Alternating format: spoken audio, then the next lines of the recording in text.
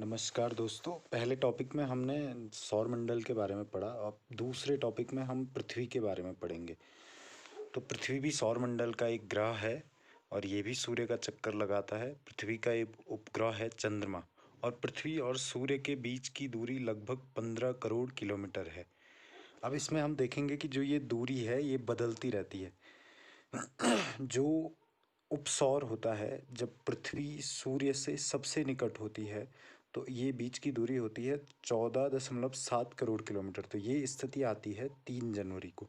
और अपसौर होता है तो जब पृथ्वी सूर्य से सबसे दूर होती है तो तब दूरी होती है बीच की 15.21 किलोमीटर, 15.21 करोड़ किलोमीटर। तो ये स्थिति होती है 4 जुलाई को। से हमारा प्रकाश चक्र। तो प्रकाश चक्र वो काल्पनिक रेखा है जो पृथ्वी के प्रकाशित और अप्रकाशित भाग को बांटता है। तो वो सर्किल ऑफ इल्यूमिनेशन भी कहा जाता है इसको। तो पृथ्वी की दो गतियां होती हैं, घूर्णन और परिक्रमण गति। तो घूर्णन को हम दैनिक गति भी कहते हैं।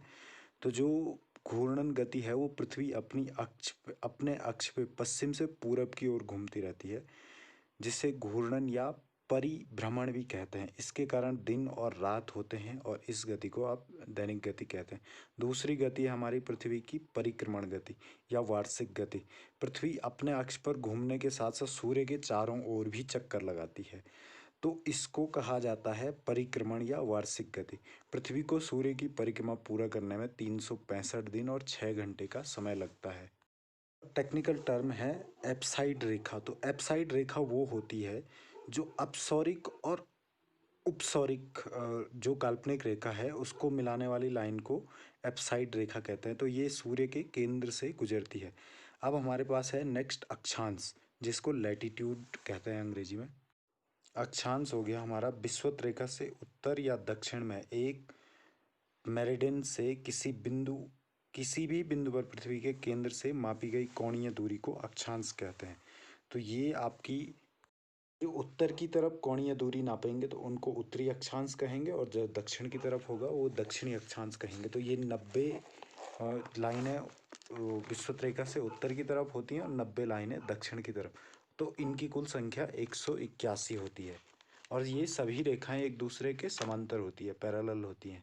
दो अक्षांशों के बीच की दूरी को जोन के नाम से जाना जाता है, और दो अक्षांशों के बीच की दूरी होती है 111 किलोमीटर। भूमध्य रेखा से उत्तर में 23.5 डिग्री अक्षांश को कर्क रेखा कहा जाता है, जबकि भूमध्य रेखा से दक्षिण में 23.5 डिग्री अक्षांश को मकर रेखा कहा जाता है। अब है हमारा लॉन्गिट्यूड। तो ये किसी स्थान की कोणीय दूरी जो मेरिडियन से के पूरब या पश्चिम में होती है देशांतर कहलाती है।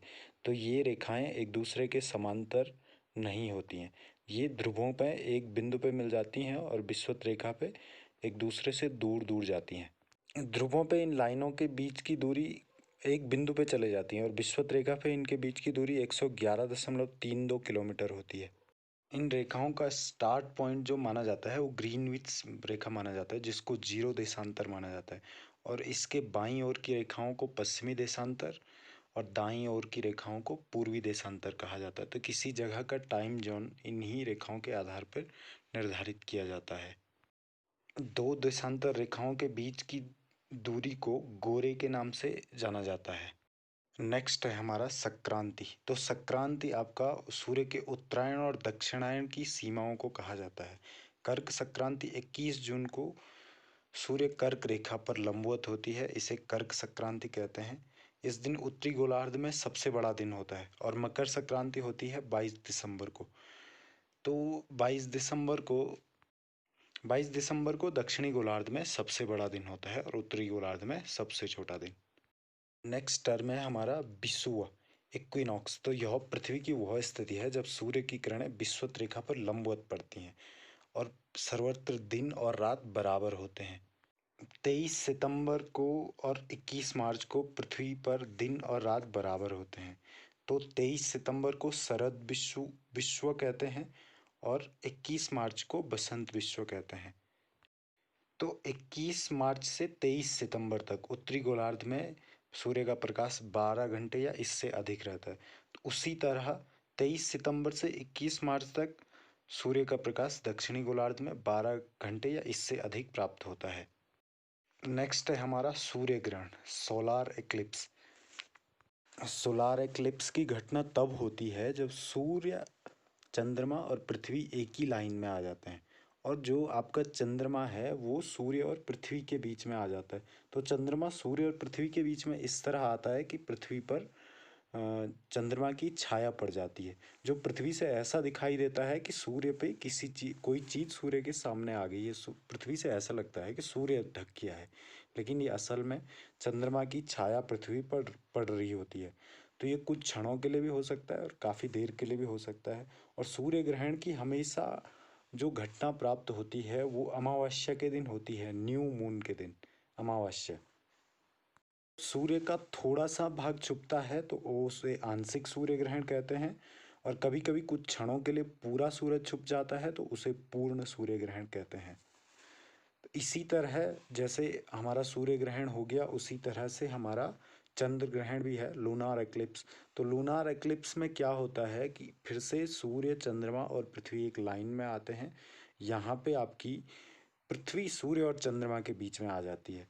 पृथ्वी जब सूर्य और चंद्रमा के बीच में आ जाती है तो पृथ्वी की छाया चंद्रमा पे पड़ती है, जिससे चांद कभी कभी पूरा भी दब जाता है, कभी कभी आधा भी डूबता है। लेकिन ये घटना भी जो हमारी लूनार एक्लिप्स की घटना है, चंद्र ग्रहण की घटना है, ये सिर्फ पूर्णिमा के दिन ही प्राप्त होती है। पूर्णिमा के दिन ही चंद्र ग्रहण हो सकता है, जब पृथ्वी, सूर्य और चंद्रमा एक लाइन में हो और पृथ्वी की छाया चंद्रमा पे पड़ती है, तो इससे चंद्रमा दिखाई नहीं देता है। इसे लूनार एक्लिप्स कहते हैं। इम्पोर्टेंट क्वेश्चन ये भी है कि हर पूर्णिमा के दिन क्यों नहीं चंद्र ग्रहण होता है। तो इसका कारण ये है कि चंद्रमा और पृथ्वी की कक्षा पथ में 5 डिग्री का अंतर होता है, जिस कारण चंद्रमा कभी पृथ्वी के ऊपर से या कभी नीचे से गुजर जाता है। एक वर्ष में अधिकतम 3 बार पृथ्वी की उपछाया क्षेत्र चंद्रमा पर गुजरता है। तो एक साल में 3 बार ही ऐसा हो सकता है कि जब पृथ्वी की छाया चंद्रमा पे पड़े और चंद्र ग्रहण हो जाए। सूर्य ग्रहण के समान चंद्र ग्रहण भी आंशिक या पूर्ण हो सकता है। 0 से 180 डिग्री पूर्व की ओर जाने पर 12 घंटे की अवधि लगती है एवं ग्रीनविच समय से 12 घंटे आगे होता है। इसी प्रकार 0 से 180 पश्चिम जाने पर 12 घंटे पीछे का समय लगता है। यही कारण है कि 180 पूर्वी देशांतर में कुल 24 घंटे अर्थात दिन रात का। अब हम देखते हैं पृथ्वी पे समय का निर्धारण कैसे होता है। जब हम एक देशांतर का अंतर पार करते हैं तो 4 मिनट का अंतर आता है, जो ग्रीनविच मेरिडियन है, जिसको 00 माना जाता है।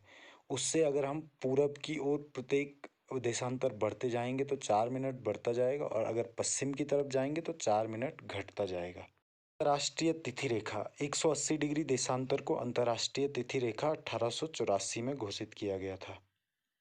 जो 1884 में वॉशिंगटन में इंटरनेशनल मेरिडियन कॉन्फ्रेंस हुई थी, उसके अनुसार इन लोगों ने एक काल्पनिक लाइन बनाई जो आर्कटिक सागर से, चुकी सागर से, बेरिंग स्ट्रेट से, प्रशांत महासागर से सागर से होते हुए गुजरती है।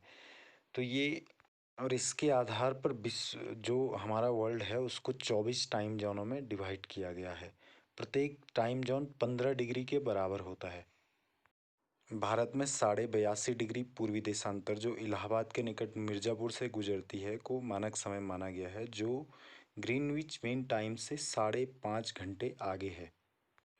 इक्वेटर जो हमारी विषुवत रेखा है वो हमारी पृथ्वी के बीचों बीच से होकर जाने वाली एक अक्षांश रेखा है, जो उत्तरी ध्रुव से भी बराबर दूरी पे है और दक्षिणी ध्रुव से भी बराबर दूरी पे। तो ये विषुवत रेखा पृथ्वी को 2 भागों में बांटती है, उत्तरी गोलार्ध और दक्षिणी गोलार्ध। आगे हम देखेंगे इस विषुवत रेखा के आसपास वाले जो क्षेत्र हैं वो किस तरह से 4 भागों में बटे हुए हैं, जिनको कटिबंध कहते हैं, इंग्लिश में इसको जोन कहते हैं। तो हमारा उष्ण कटिबंधीय हो गया, ट्रॉपिकल जोन। तो ये आपका विषुवत रेखा से 30 डिग्री उत्तर और 30 डिग्री दक्षिण वाला एरिया जो होता है, इसको कहते हैं उष्ण कटिबंधीय क्षेत्र। और जो उष्ण कटिबंधीय क्षेत्र होता है वहाँ का मौसम हमेशा गर्म रहता है। उसके बाद होता है उपोष्ण कटिबंधीय क्षेत्र, सब ट्रॉपिकल जोन। तो ये आपका 30 डिग्री से 45 डिग्री उत्तर और 30 डिग्री से 45 डिग्री दक्षिण में जो रेखाएं हैं, 30 से 45 डिग्री नॉर्थ और 30 से 45 डिग्री साउथ की जो अक्षांश रेखाएं हैं उसके बीच के जोन को उपोष्ण कटिबंधीय क्षेत्र कहते हैं। तो ये हमारा उपोष्ण कटिबंधीय क्षेत्र है। यहाँ पे जो ट्रॉपिकल जोन है, उष्ण कटिबंधीय क्षेत्र, उससे थोड़ा कम गर्मी होती है। यहाँ कुछ महीने तापमान बहुत अधिक रहता है तथा कुछ महीने तापमान थोड़ा कम रहता है। हमारा शीतोष्ण कटिबंधीय क्षेत्र, जिसको टेम्परेट जोन भी कहते हैं, तो ये 45 से 66 डिग्री उत्तर और दक्षिण में दोनों जगह होता है, जहाँ सूर्य शीर्ष के ऊपर कभी नहीं चमकता है। यहाँ हमेशा सूर्य की किरणें तिरछी ही पड़ती हैं और यहाँ तापमान हमेशा कम रहता है। यहाँ बहुत गर्मी कभी नहीं होती है। आखिरी जोन है हमारा जो ध्रुवीय जोन है, पोलर जोन। तो ये आपका 66 से 90 डिग्री के जो अक्षांश रेखाओं का 66 से 90 डिग्री वाला क्षेत्र है, वहाँ उत्तर और दक्षिण में दोनों जगह होता है। यहाँ काफ़ी ठंड पड़ती है और यहाँ हमेशा बर्फ़ जमी रहती है। तो ये आपका काफ़ी ठंडा क्षेत्र है, जो जैसे आपका अंटार्कटिका है और उत्तरी ध्रुव है, तो ये आपका पोलर जोन में आ गया। 66 से 90 डिग्री क्षेत्र वाला ये काफ़ी ठंडा होता है, बर्फ़ हमेशा जमी होती है। नेक्स्ट हम देखेंगे पृथ्वी की आंतरिक संरचना, जो इनर पार्ट है पृथ्वी का। तो इसको मोटे मोटे तौर पे 3 भागों में बांटा गया है। भूपट्टी, जिसको क्रस्ट कहते हैं, आवरण मेंटल हो गया आपका, और तीसरा हो गया आपका कोर, केंद्रीय भाग। तो जो भूपट्टी होती है ये पृथ्वी की सबसे ऊपरी परत है और इसके अंदर की तरफ 34 किलोमीटर तक का क्षेत्र इसमें आता है। इसमें मुख्यतः बेसाल्ट की चट्टानें हैं और इसके 2 मुख्य भाग होते हैं, सियाल और सीमा। सियाल क्षेत्र में सिलिकॉन एवं एल्यूमिनियम होता है और सीमा क्षेत्र में सिलिकॉन एवं मैग्नीशियम की बाहुल्यता होती है। की एवरेज डेंसिटी होती है, जो एवरेज घनत्व 2.7 ग्राम पर सेंटीमीटर क्यूब होता है और इसका पृथ्वी के कुल आयतन का 0.5% भाग घेरा हुआ है।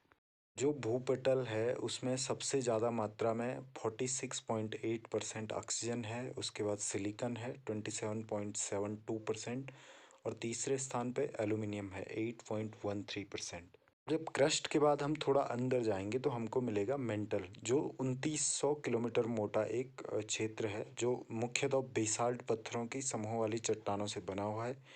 मेंटल के इस हिस्से में मैग्मा के चैम्बर पाए जाते हैं और इसका औसत घनत्व तो 3.5 सेंटीमीटर ग्राम पर सेंटीमीटर क्यूब होता है, से 3.5 से 5.5 ग्राम पर सेंटीमीटर क्यूब होता है और इसमें जो ये हमारी पृथ्वी के कुल आयतन का 83% भाग घिरे हुए है, जो हमारा मेंटल वाला इलाका है। आखिर में आता है हमारा कोर, केंद्रीय भाग।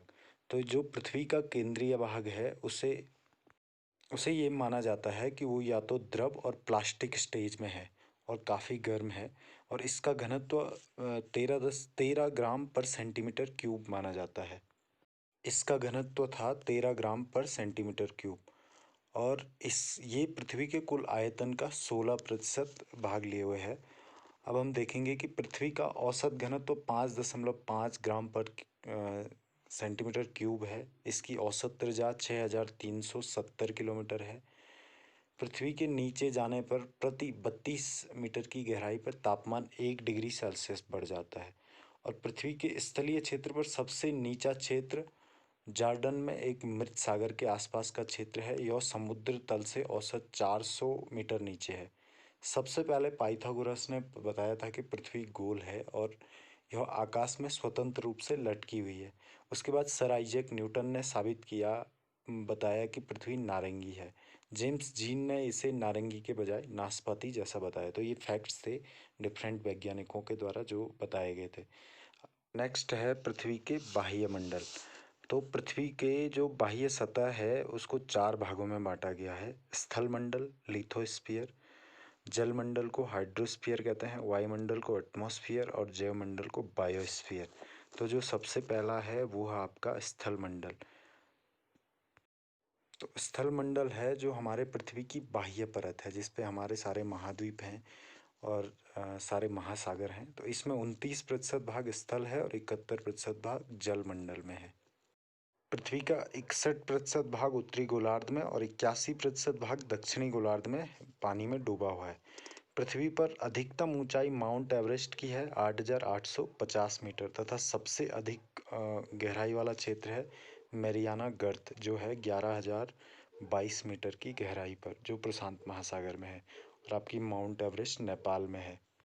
जो स्थल मंडल है उसमें जहाँ महाद्वीप हैं उस क्षेत्र की मोटाई 40 किलोमीटर है और जहाँ महासागर हैं वहाँ मोटाई 12 से 20 किलोमीटर है। तो जो महासागरीय क्षेत्र है वहाँ स्थल मंडल की मोटाई कम है। तो जो हमारी पृथ्वी की सतह है उसमें सबसे कठोर चीज़ है जो वो है चट्टान, रॉक। और इनको इनके ओरिजिन के आधार पे 3 टाइप से बांटा गया है: igneous rock, sedimentary rock and metamorphic rock. तो इग्नियस रॉक होगी आपकी आग्नेय, सेडिमेंट्री होगी अवसादी, और जो आपकी मेटामॉर्फिक होगी वो होगी आपकी कायांतरित चट्टानें। तो इग्नियस रॉक्स वो हो गई जो डायरेक्ट बनती हैं आपके मैग्मे से। तो जैसे ग्रेनाइट हो गया, बेसाल्ट हो गया, पेगमाइट हो गया, डायोराइट हो गया और ग्रेवी हो गया, ये आपके इग्नियस रॉक्स हैं। तो ये सबसे ज़्यादा स्ट्रॉन्ग चट्टानें होती हैं। जो हमारी इग्नियस रॉक्स होती हैं उन्हीं से हमको जो ये स्ट्रॉन्ग मेटल्स हैं हमारे, जैसे चुंबक, लोहा, निकिल, तांबा, सीसा, जस्ता, ये सारी चीज़ें हमारे इग्नियस रॉक से मिलती हैं। बेसाल्ट में लोहे की मात्रा सबसे ज़्यादा होती है। और जो इग्नियस रॉक्स में केमिकल चेंज हो या फिर नेचुरल चेंजेस की वजह से जो चेंज आते हैं उनसे जो चट्टानें बनती हैं उनको सेडिमेंट्री रॉक्स कहते हैं। तो इसका उदाहरण हो गया आपका जैसे बलुआ पत्थर, चूना पत्थर, स्लेट, नमक की चट्टानें। तो ये हो गई हमारी सेडिमेंट्री रॉक्स। और जो हमारी सेडिमेंट्री रॉक्स होती हैं उसमें परतें होती हैं और इनमें जीव जंतुओं के जीवाश्म पाए जाते हैं। इन चट्टानों से लोहा अयस्क, सीमेंट या कोयले को बनाने वाली चीज़ें काफ़ी मात्रा में मिलती हैं। कोयला हो गया, जैसे नेचुरल गैस हो गई, ऑयल हो गया, ये सब हमारा इन्हीं चट्टानों से मिलता है, सेडिमेंट्री रॉक से। दामोदर नदी, महानदी और गोदावरी नदी के बेसिन में जो अवसादी चट्टानों में से कोयला निकलता है, तो यही कारण है कि ये अवसादी चट्टानों वाला एरिया है। और ऑर्नामेंटल पर्पज़ के लिए काफ़ी अच्छा होता है जो हमारा सेडिमेंट्री रॉक्स होता है। तो इसका एक एग्जांपल है कि जो हमारा सैंडस्टोन, बलुआ पत्थर, दिल्ली के लाल किले में लगा हुआ है, ये एक क्या है, हमारा सेडिमेंट्री रॉक्स है। नेक्स्ट है हमारा मेटामॉर्फिक रॉक। तो जैसे हमारे टेम्परेचर से, प्रेशर से और केमिकल रिएक्शन से जो चट्टानें ये इग्नियस रॉक से या फिर सेडिमेंट्री रॉक से चेंज होके बनती हैं उनको हम कहते हैं मेटामॉर्फिक रॉक्स। मॉर्फिक रॉक्स का उदाहरण है जैसे ग्रेनाइट से नीज बनता है, साइनाइट से साइनाइड नीज बनता है, ग्रेवो से सर्पेंटाइन बनता है, बेसाल्ट से सिस्ट बनता है और बिटुमिनस कोयले से ग्रेफाइट बनता है। इसी तरह से अवसादी जलों से जैसे सेल से स्लेट बनता है, चूना पत्थर से संगमरमर और बलुआ पत्थर से क्वार्ट्जाइट बनता है। और हमारे लिग्नाइट से एंथ्रोसाइट बनता है। इसी तरह रूपांतर मतलब मेटामॉर्फिक से मेटामॉर्फिक का उदाहरण है स्लेट से फाइलाइट और फाइलाइट से सिस्ट। तो दोस्तों हम अर्थ के बारे में नेक्स्ट टॉपिक में और आगे बात करेंगे। जो बाकी जलमंडल है, वायुमंडल है, जैवमंडल है और पृथ्वी पे बाकी चीज़ों के बारे में बात करेंगे। तो देखते रहिए चैनल को और सब्सक्राइब कीजिए, लाइक कीजिए, शेयर कीजिए, कमेंट कीजिए। Thank you.